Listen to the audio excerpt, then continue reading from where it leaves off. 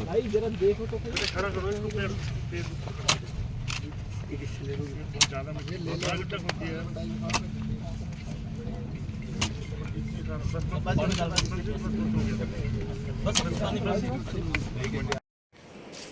और आने वाले समय में भारत भी उस चुनौती की तरफ आगे बढ़ेगा कि आने वाली पीढ़ी को, आने वाले युवाओं को किस प्रकार का भारत, किस प्रकार का देश, किस प्रकार का प्रदेश, किस प्रकार का जिला हम देकर जाएं।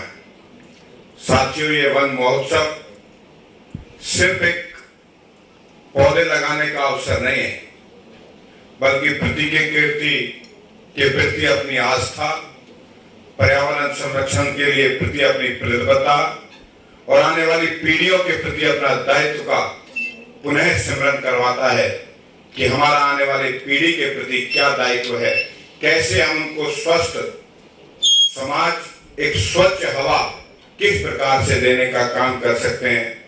साथियों, में वन महोत्सव हमें संदेश देता है, यदि हमें समृद्ध और स्वस्थ सुरक्षित भविष्य चाहिए तो हमें प्रकृति के साथ एक संतुलित संबंध स्थापित करना होगा।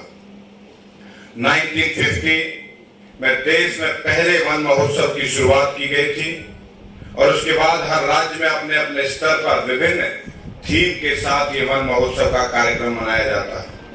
माननीय प्रधानमंत्री नरेंद्र मोदी जी ने एक आने वाली पीढ़ी के लिए, युवाओं के लिए एक पेड़ मां के नाम का अभियान की शुरुआत करी है। आज हम उसके दूसरे चरण में हैं। ये अभियान प्रकृति और मातृत्व के प्रति सम्मान का एक अद्भुत उदाहरण है।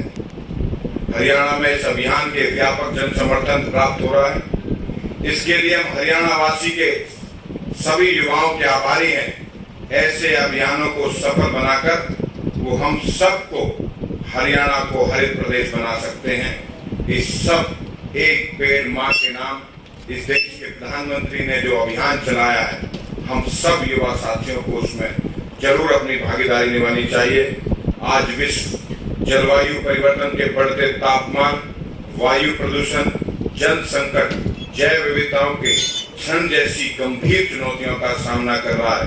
इस चुनौती से निपटने के लिए वृक्षारोपण, वन संरक्षण, प्राकृतिक संसाधनों के संबंध अत्यंत आवश्यक है।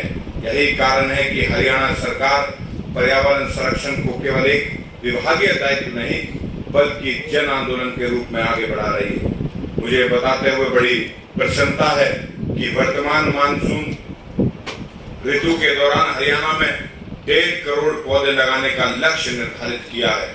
यह अभियान वन विभाग के नेतृत्व में संचालित हो रहा है, जिसमें सभी सरकारी विभाग, पंचायतें, नगर निगम, शैक्षणिक संस्थान, औद्योगिक प्रतिष्ठान, स्वयंसेवी संगठन, धार्मिक व सामाजिक संस्थाएं और आम जन सक्रिय भागीदारी निभा रही है।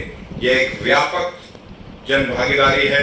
इस अभियान में सबसे बड़ी शक्ति है कि युवा हमारे इसमें अभियान में आगे बढ़कर हिस्सा लें, जो देश के लिए, समाज के लिए कुछ करने की इच्छा रखते हैं। हमारा उद्देश्य केवल पौधारोपण करना ही नहीं, बल्कि लगाए गए प्रत्येक पौधे का बड़ा पेड़ बनने का लक्ष्य होना चाहिए।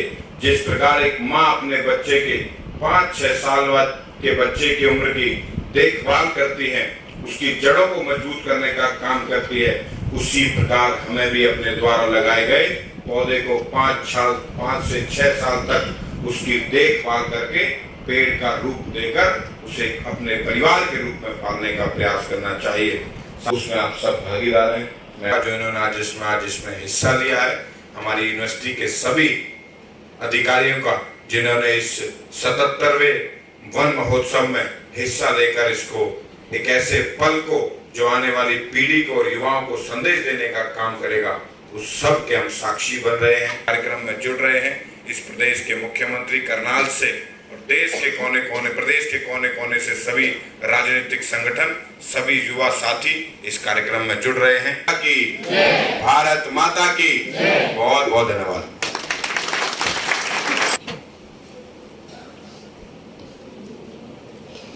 माननीय करते हैं, इस मंच पर आते हैं और हमारे विद्यार्थियों को न केवल आशीर्वाद देते हैं बल की दिशा में आगे ले जाने के लिए उसके लिए वन विभाग और करती है सर, हम आपके आभारी हैं क्योंकि वन विभाग ने अपना 77वां